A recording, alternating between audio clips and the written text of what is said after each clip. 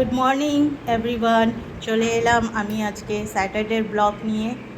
আজকে কি কি রান্না বান্না হয়েছে সেই মেনুগুলো আপনাদের সাথে শেয়ার করব। আপনাদেরও কি রান্না বান্না হয়েছে কমেন্টসে লিখে পাঠাবেন। আর এই বৃষ্টি ওয়েদারে কি কি করছেন, আপনাদের ওখানেও কি বৃষ্টি হচ্ছে? বিকজ এখানে তো প্রচুর বৃষ্টি হচ্ছে। তা যাই হোক, আপনাদের রান্নাবান্নাও শেয়ার করবেন, আমাকে কমেন্টসে বলবেন আজকে আপনাদের কি রান্নাবান্না হয়েছে। তো চলুন স্টার্ট করছি আজকের ব্রেকফাস্ট থেকে। আজকে ব্রেকফাস্টে নিয়েছি হচ্ছে পরোটা, আর তার সাথে নিয়েছি হচ্ছে ছোলার ডাল। ছোলার ডাল পরোটা, সুপার ব্রেকফাস্ট।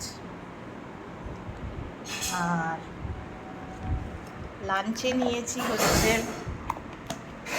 ভাত আছে, ডাল আছে, ঝিঙা আলু ভাজা আছে, আর তার সাথে ডিমের কারি আছে। দুটো ডিম কারি নিয়েছি বিকজ আমরা সব ফ্রেন্ডস একসাথে লাঞ্চ করি, তিনটেই ফ্রেন্ডস, তাই অর্ধেক অর্ধেক করে ডিম খাওয়া। তো এই হচ্ছে আমার লাঞ্চ মেনু। ডিনারে হচ্ছে কর্তামশাই আসবে, ও আবার সবজি সাবজা খেতে পছন্দ করে না, যাই হোক। তো তার জন্য বানিয়েছি হচ্ছে ভাত, আর এই যে ঝিঙা ভাজা আছে, ঝিঙা আলু ভাজা, তারপরে হচ্ছে এখানটায় হচ্ছে ডিমের কারি,